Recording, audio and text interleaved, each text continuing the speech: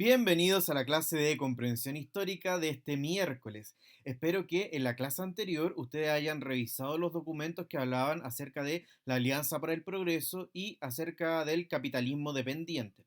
Esos documentos nos van a servir para complementar también la actividad que les voy a dejar al final de la clase.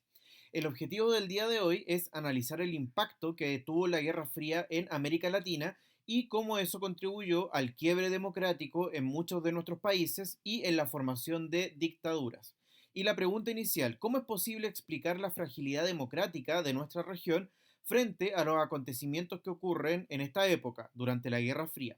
Que lógicamente ustedes ya manejan más o menos porque ya han visto el tema de la Guerra Fría y ya han visto también la manera en cómo eso impacta a nuestro país. Ahora le vamos a dar una mirada más bien regional de cómo esto se explica a nivel latinoamericano, tal como aparece aquí en esta caricatura. La Guerra Fría se caracteriza por tener muchísimas referencias iconográficas y aquí tenemos lógicamente la lucha por cada uno de los ejes de influencia, donde Latinoamérica aparece marcado como el escudo de Estados Unidos. Toda esta idea que aparece representada subjetivamente en esta caricatura la vamos a revisar a través de la clase del día de hoy. Como les dije, hay mucha iconografía respecto de estas temáticas, así que les voy a pedir que revisen cuál es la idea que subyace a esta caricatura para darle inicio a las temáticas de hoy. Esperando que hayan hecho ese ejercicio de manera autónoma, lógicamente la idea central que nos va a guiar a lo largo de esta clase es cómo Estados Unidos interviene e influencia en nuestra región latinoamericana desde su punto de vista como una protección hacia su área de influencia, pero con efectos negativos para Latinoamérica. Y ahí aparece la figura del águila, que es el animal representativo de Estados Unidos, y bueno, más lógico no puede ser por los colores de la bandera, desgarrando a todo el territorio latinoamericano, que lo vamos a ver ejemplificado con el caso de las dictaduras en nuestra región. Si bien la Guerra Fría se va a manifestar a través de conflictos indirectos en gran parte del mundo, como por ejemplo la guerra en Corea, la guerra en Vietnam, algunos conflictos en la propia Europa, en América Latina va a tener un cariz especial, porque nuestra región siempre había sido considerada como parte del eje de influencia estadounidense. De hecho, durante el siglo XIX, apenas nacen nuestros países latinoamericanos, Estados Unidos dictaminó la doctrina Monroe, a través de la cual se sentía como una especie de protectora del continente frente a las invasiones extranjeras, pero en el fondo era también un interés imperialista respecto de estos territorios. Sin embargo, eso se va a hacer más presente con la Guerra Fría ante la amenaza de la llegada del comunismo con la Revolución cubana en el año 1959. Y tal como ya habíamos adelantado en la clase anterior, América Latina frente a este contexto se ve por lo tanto tensionada frente a la llegada del socialismo a través de una mirada revolucionaria respecto de cómo se debería establecer democracias en nuestra región, pero también cómo establecer un desarrollo económico y social a través de esta mirada socialista versus las miradas reformistas una vez que Estados Unidos se da cuenta que si no modifica la manera en que aplica el capitalismo, finalmente en nuestra región se va a transformar en un eje de influencia soviético. Por lo tanto, promueve una mirada reformista a través de distintas políticas donde ofrece ayuda financiera a nuestros países latinoamericanos. Por lo tanto, la mirada de Latinoamérica va a ser entre esta tensión entre los que pretenden reformar nuestra democracia y nuestra economía versus los que pretenden cambiarla a través de una vía revolucionaria.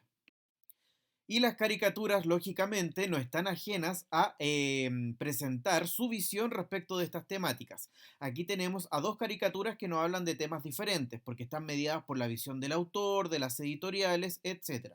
La primera de ellas, la de la izquierda, nos muestra la intención de Estados Unidos con América Latina. Traten de interpretar qué significa la caricatura, la del tío Sam, y la caricatura donde se muestra a Fidel Castro. Anoten su interpretación y luego la corroboramos.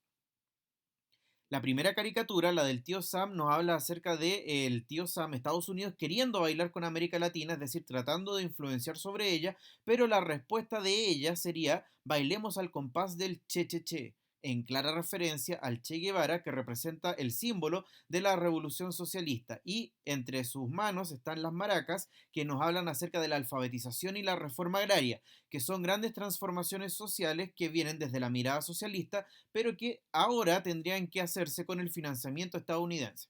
Y la mirada de la segunda caricatura, claramente muy directa, nos dice, What you need, man, is a revolution like mine. Lo que necesitas, hablándole a este campesino brasileño, es una revolución como la mía. Y detrás de él aparece encadenado el pueblo de Cuba. Claramente aquí hay una mirada diferente en cada una de las caricaturas. La segunda, la que muestra Fidel Castro, es claramente una mirada en apoyo a Estados Unidos, criticando totalmente el modelo socialista, y la caricatura anterior nos habla acerca de la influencia que ha tenido el socialismo de mirada positiva. De hecho, esa caricatura se muestra en nuestro país con la revista Topaz. Y este miedo de Estados Unidos no es solamente ideológico por la capacidad de influencia que tiene el socialismo a través de las distintas vías, a través de la formación de partidos políticos de izquierda, de proyectos políticos que puedan llegar al poder o de la influencia de las guerrillas, que es lo que proponía el Che Guevara. También existe un miedo práctico, puesto que a través de la visualización de imágenes satelitales y por casualidad se descubre que en Cuba se han instalado misiles que apuntan directamente hacia Estados Unidos y cuyo radio de alcance claramente podría afectar gravemente a el territorio norteamericano. Ahí ustedes pueden ilustrarlo en el mapa. Y claramente esta idea ustedes ya la conocían desde antes, pero para que veamos que el miedo de Estados Unidos, si bien tuvo efectos bastante negativos para América Latina, tampoco era tan infundado. Así que tenemos que compensar todas las aristas de esta problemática. Frente a esta situación, Estados Unidos elabora una nueva estrategia respecto de cómo enfrentarse al socialismo. Ya no es un enemigo externo que podría amenazarnos con llegar a América Latina, sino que ahora es un enemigo interno. Y de hecho el lema que mejor resume a esta estrategia diplomática e incluso militar estratégica es: el enemigo ya no está fuera de América, sino que ha logrado infiltrarse. Por lo tanto, las tácticas que aplica Estados Unidos para evitar su avance van a ser muy distintas y también van a ser mucho más terribles en ciertos aspectos. La primera estrategia aplicada es la fundación de la Escuela de las Américas en el año 1963 y que, si bien no se conoce de inmediato, es una de las más claves para entender el entrenamiento militar de los grandes altos mandos de las dictaduras principales de América Latina, puesto que muchos de ellos se formaron en esta escuela, particularmente, por ejemplo, Augusto Pinochet. En la Escuela de las Américas se enseñaban técnicas militares para combatir la insurgencia socialista, combatir la llegada del socialismo a América Latina, ya sea a través de el combate hacia la guerrilla o el combate también hacia los partidos políticos de carácter de izquierda. En ese sentido, las técnicas que se enseñaban eran el espionaje, la persecución o incluso técnicas de tortura para poder obtener información sobre estos grupos que buscaban esparcir el socialismo por nuestra región. Una segunda idea tiene que ver con la creación de la Alianza para el Progreso entre la década del 60. En ese sentido, se ofrecía ayuda económica para la realización de las grandes reformas sociales y económicas que necesitaba América Latina, para así evitar que el electorado se sintiera mucho más atraído por los partidos de izquierda de inspiración marxista. Otra estrategia fue la implementación de una campaña antimarxista en toda la región y que fue más llamativa en el caso chileno, puesto que la llegada de un presidente de carácter comunista a través de las vías democráticas era mucho más inminente en nuestro país. Y ahí ustedes pueden ver un ejemplo de cómo se implementó a través de la propaganda gráfica esta campaña antimarxista. Ahí aparece una bandera quemándose y cuestionando al ciudadano chileno: chileno, ¿tú eres marxista?, dando a entender que finalmente, si se apoyaba ese tipo de ideología, se era un antipatriota, alguien que estaba en contra del desarrollo del país. Y eso no solamente va a ser como campañas gráficas, sino que se van a pagar incluso anuncios de radio, se van a implementar también murales, se van a panfletos en la calle. Hay diferentes estrategias que se utilizaron para toda esta campaña financiada desde Estados Unidos.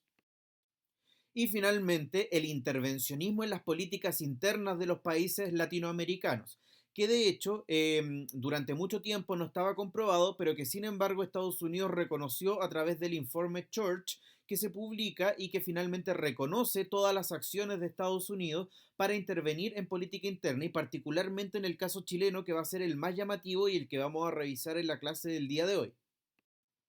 Y la implementación de la doctrina de seguridad nacional va a tener como consecuencia que en nuestra región de modo general se establezcan golpes de Estado y se instalen gobiernos de carácter dictatorial en gran parte de nuestros países.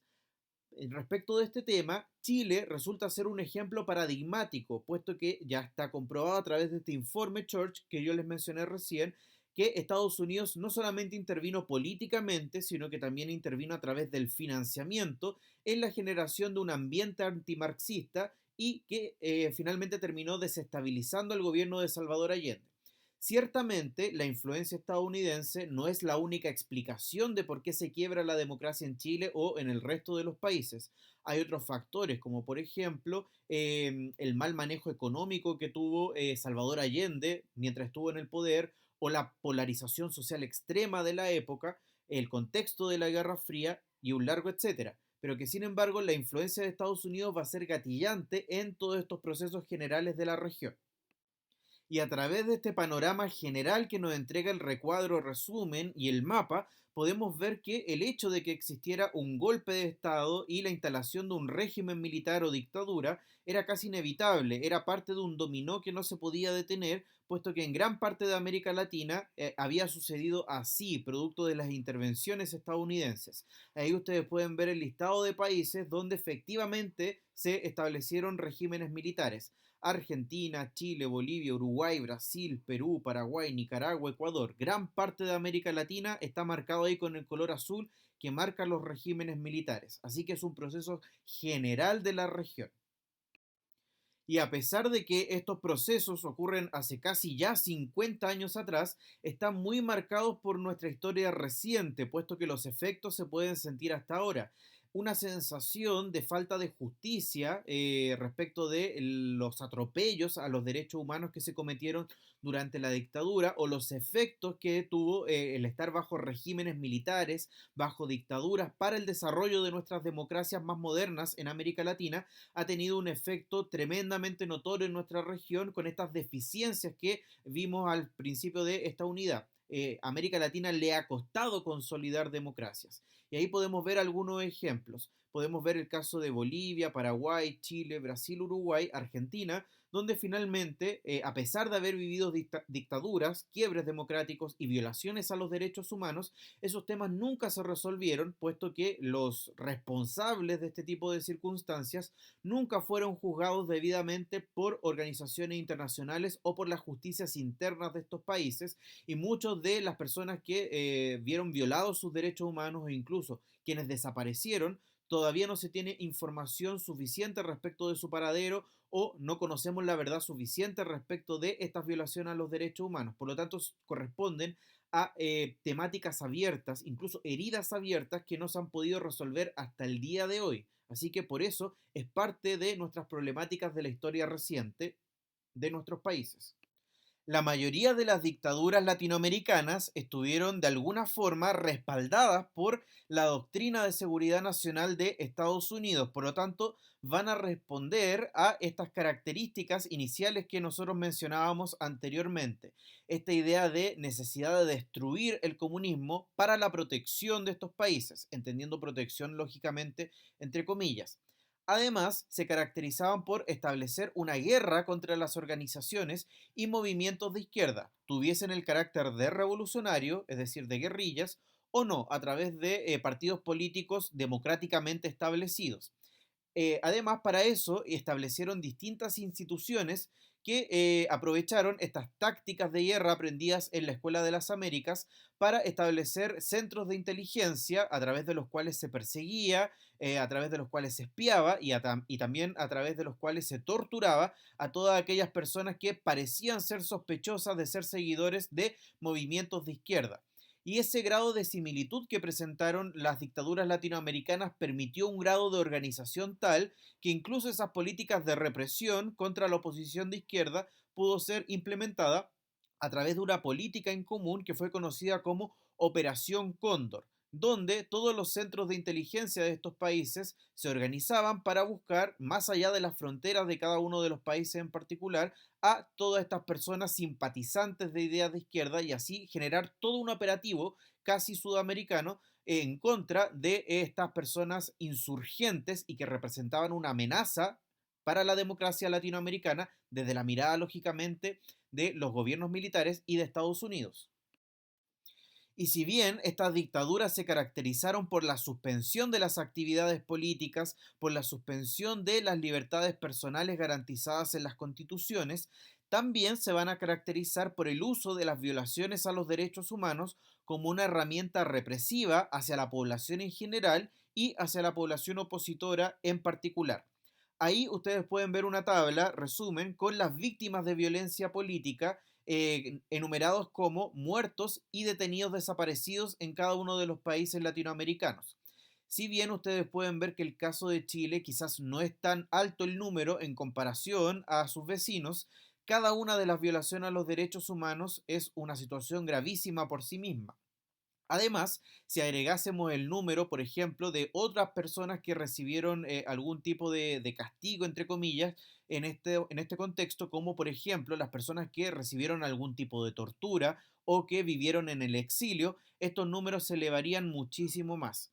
Como estos temas todavía no se han podido resolver del todo en nuestros países, es un tema que claramente ha dejado su huella hasta la actualidad, aunque han habido algunas tentativas de reparación. En el caso de Chile, a través del informe RETIC, el primero que reconoce las violaciones a los derechos humanos, o el informe Valech, que recopila testimonios de las víctimas y que está recopilado en un documento oficial, y que han habido algunos intentos de reparaciones económicas. Aún así, no se sabe toda la verdad sobre estas circunstancias, así que es una temática abierta para la historia actual.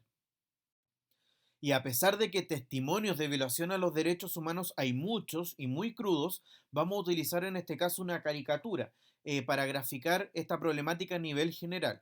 Elaboren ustedes una interpretación de esta imagen en sus cuadernos y luego yo les doy las ideas principales.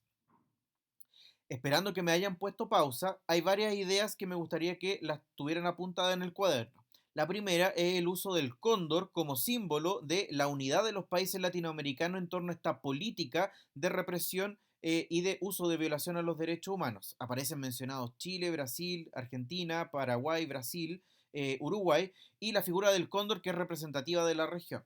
Además, en su cuello se puede leer la CIA, la Central de Inteligencia Norteamericana, y que nos habla acerca del intervencionismo estadounidense en la región. Y además aparece ahí la figura de un hombre siendo torturado a través de esta técnica enseñada en la Escuela de las Américas. Por lo tanto, claramente nos habla acerca de esta organización internacional en torno a estas prácticas comunes que consisten en las violaciones a los derechos humanos. Y aquí para el análisis de ustedes, la lectura personal, les dejo tres documentos, ¿ya? Yo les voy a decir el origen de cada documento, pero la extracción de la idea principal, de la idea central, la hacen ustedes en sus cuadernos. El primer documento corresponde a un documento de trabajo de reunión de las inteligencias de Argentina, Uruguay, Chile, Paraguay y Brasil a través de la Operación Cóndor, y que nos habla acerca de la mirada que ellos tienen respecto de los grupos subversivos, los grupos de izquierda, que es una fuente directa desde el punto de vista de las dictaduras militares.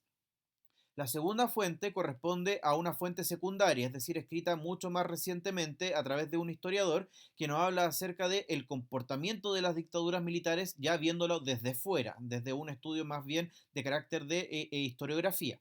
Y la tercera fuente corresponde también a una fuente directa, primaria, pero esta vez desde el punto de vista de las víctimas. Aquí nos habla el testimonio de una mujer que fue víctima de violación a los derechos humanos. Y aquí tenemos, por lo tanto, tres puntos de vista diferentes, a través de los cuales podemos construir esta mirada acerca de esta temática de la instalación de dictaduras en América Latina. Extraigan la idea central de cada una de ellas en sus cuadernos.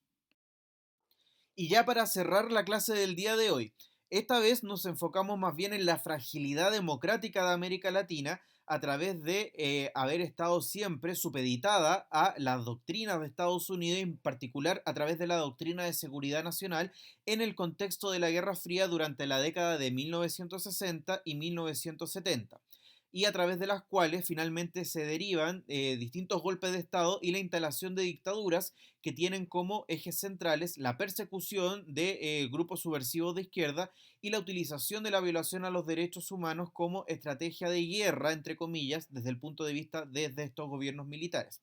Ahora, Este sería como el área política. Claramente las dictaduras de América Latina también van a tener desarrollo en otras dimensiones. Sin embargo, a través de esta última clase y la anterior que vimos, nos enfocamos más bien en estos problemas que ha tenido la consolidación del desarrollo y la democracia en nuestra región. Por lo tanto, les voy a dejar una actividad con décimas para que la posteen en el Google Classroom.